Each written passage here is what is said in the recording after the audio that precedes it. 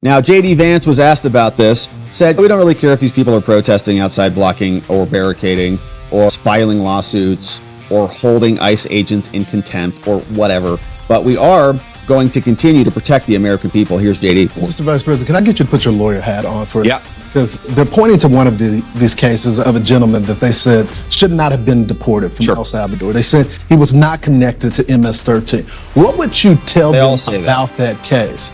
Because they're saying that this is a person that was a great member of society.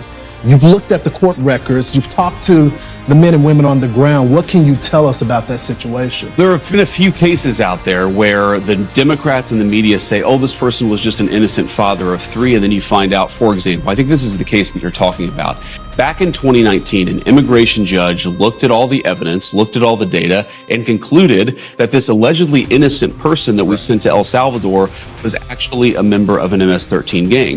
He had also committed some traffic violations. He had not shown up for some court dates. This is not exactly father of the year here. This is a person that we don't think should be in our country. Right. Here's the most important point, though, Lawrence, is whatever the argument is, whatever the justification is, no one doubts. Not even the crazy left-wing media criticized the idea that we could deport this person. They just took issue with the reasoning for why we deported this person. This was unquestionably an illegal alien. This was unquestionably a person who broke the laws to get into our country.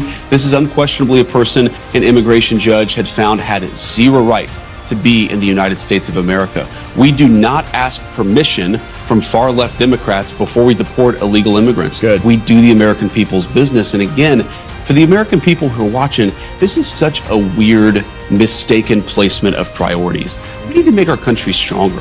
We need to create jobs. We need to make our streets safer.